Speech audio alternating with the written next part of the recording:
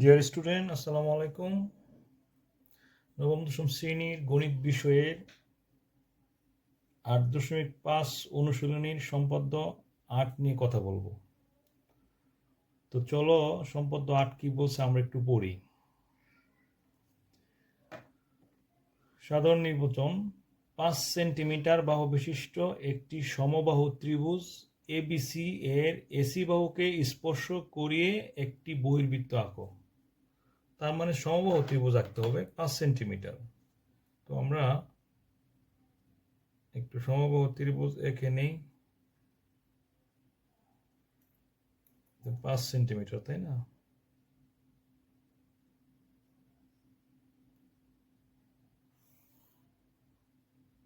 প্রথমে আমরা একটু যে কোনো একটা রশ্মি বিডি নেই।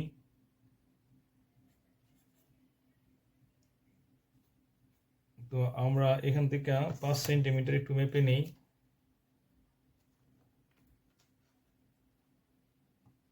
আমরা 5 সেন্টিমিটার একটা ত্রিভুজ আঁকতেছি।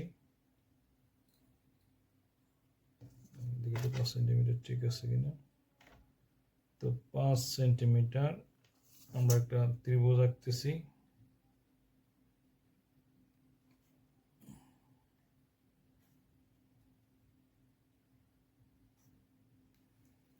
যেটা হলো 5 সেন্টিমিটার বাহু বিশিষ্ট একটা ত্রিভুজ।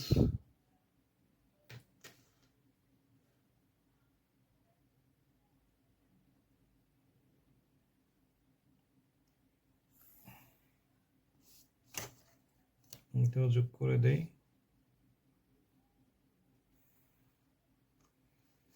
তাহলে এই ত্রিভুজটার নাম হলো এ বি সি, একটা সমবাহু ত্রিভুজ যার প্রত্যেকটি বাহু কত সেন্টিমিটার? 5 সেন্টিমিটার।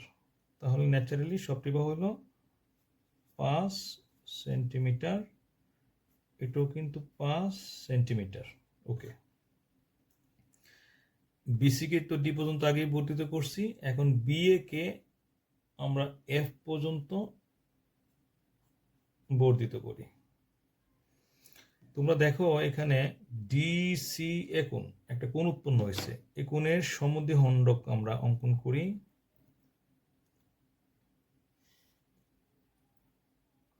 তো অর্ধেকের বেশি ব্যাসার্ধ নিয়ে দুই পাশে দুইটা বৃত্তচাপ আঁকি। তো তোমরা একটু দেখো, এই মাপটা কিন্তু সঠিক করে না দিলে মিলবে না।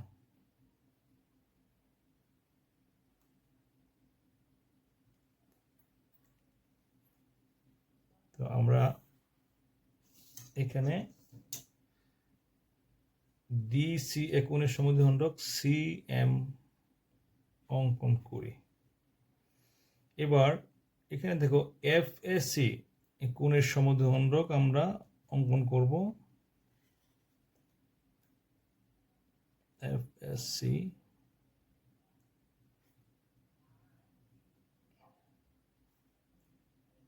আমরা অঙ্কন করতেছি।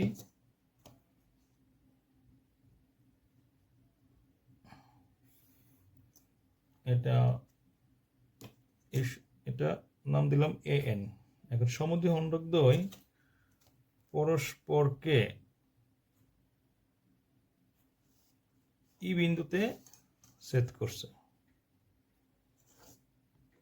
এখন দেখো ইকে কেন্দ্র করে আমরা যদি এফ এর উপর লম্বটা নিই, তাহলে আমরা লম্বটা অঙ্কন করি।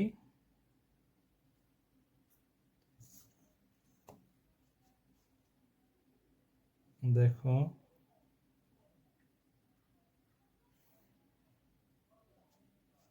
যার নাম দিলাম ই এইচ। এখন ইকে কেন্দ্র করে এইচ এর সমান ব্যাসার্ধ নিয়ে যদি আমরা একটা বৃত্ত অঙ্কন করি,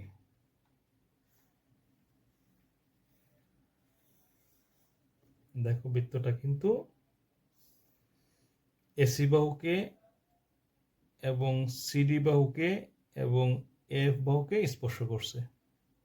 ইহাই নির্ণেয় বহির্বৃত্ত। আশা করি তোমরা সম্পদ রাখতে পারবে।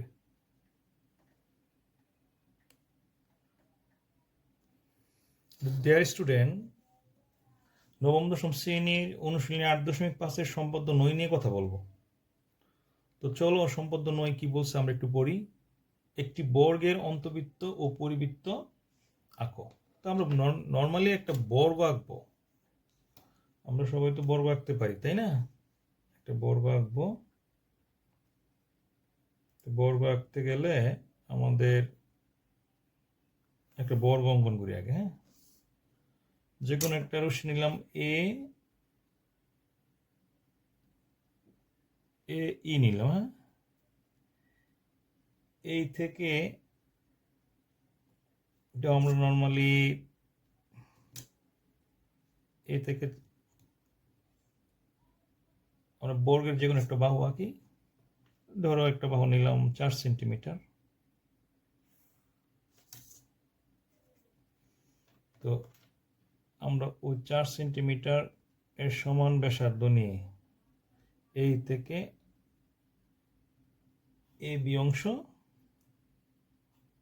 কেটে নিই। এটা কার মাপ? এটা অবশ্যই এর মাপ। এখন এ বিন্দুতে আমরা একটা লম্ব আঁকবো। আমরা এ এফ লম্ব আঁকবো। লম্ব আঁকলাম আমরা এফ। তো নর্মালি আমরা একটা বর্গ আঁকতেছি। আমরা এ এফ একটা লম্ব টানলাম। এখন এর সমান ব্যাসার্ধ নিয়ে এফ থেকে এর সমান ব্যাসার্ধ নিয়ে আমরা এডি অংশ কেটে নিই। এখন বিউডিকে কেন্দ্র করে এর সমান ব্যাসার্ধ নিয়ে বিএডি এর অভ্যন্তরে দুইটি বৃত্তচাপ আঁকি। বৃত্তচাপ দ্বয় পরস্পরকে সি বিন্দুতে ছেদ করেছে।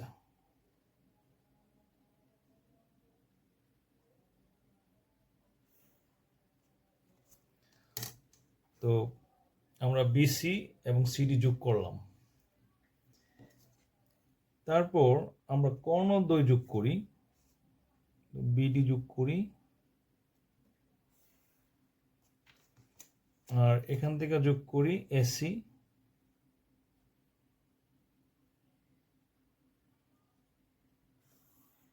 আমরা কর্ণদ্বয় যোগ করলাম। কর্ণদ্বয় পরস্পরকে ও বিন্দুতে ছেদ করেছে।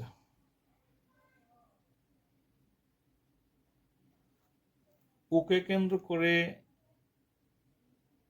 ও হতে এবি এর উপর আমরা একটা লম্ব আঁকি।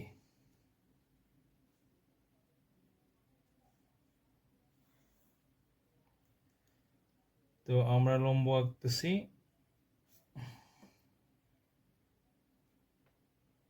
কিন্তু লক্ষ্য করো আমরা এটাকে লম্ব আঁকবো ও এইচ। এখন ওকে কেন্দ্র করে ও এইচ এর সমান ব্যাসার্ধ নিয়ে একটি বৃত্ত আঁকি।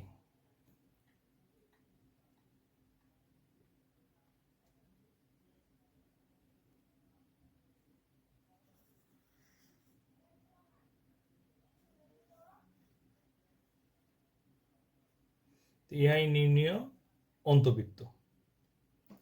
আবার বৃত্তটি এবিকে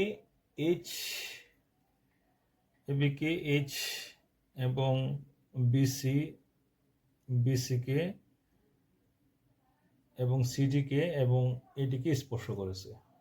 এখন ওকে কেন্দ্র করে ওসি অথবা ওডি এর সমান ব্যাসার্ধ নিয়ে আমরা একটা বৃত্ত অঙ্কন করি।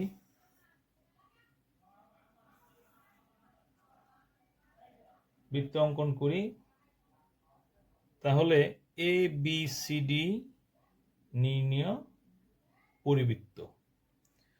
আর অন্তবৃত্তটা কি হবে?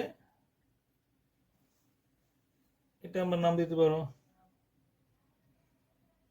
তাহলে ভিতরের বৃত্তটা হলো অন্তবৃত্ত এবং বাইরের বৃত্তটা হলো পরিবৃত্ত। আশা করি ক্লাসটা তোমাদের ভালো লাগবে, এটা আমার বিশ্বাস। যদি আমার শ্রম ও মেধা তোমাদের একটুও কাজে লাগে তাহলে নিজেকে ধন্য মনে করব। মানুষের 3টা দায়িত্ব। প্রথমত দায়িত্ব হলো আল্লাহর প্রতি, দ্বিতীয়ত দায়িত্ব হলো বাবা মার প্রতি, তৃতীয়ত দায়িত্ব হলো মানব জাতির প্রতি। আর আমি এই কারণেই অনলাইনে তোমাদের জন্য ক্লাসটা নেই। তাহলে তোমরা সবাই ক্লাসটা দেখবা। তো সবাই ভালো থাকো, আবারও দেখাবো অনলাইন ক্লাসে। ততক্ষণ পর্যন্ত আসসালামু আলাইকুম।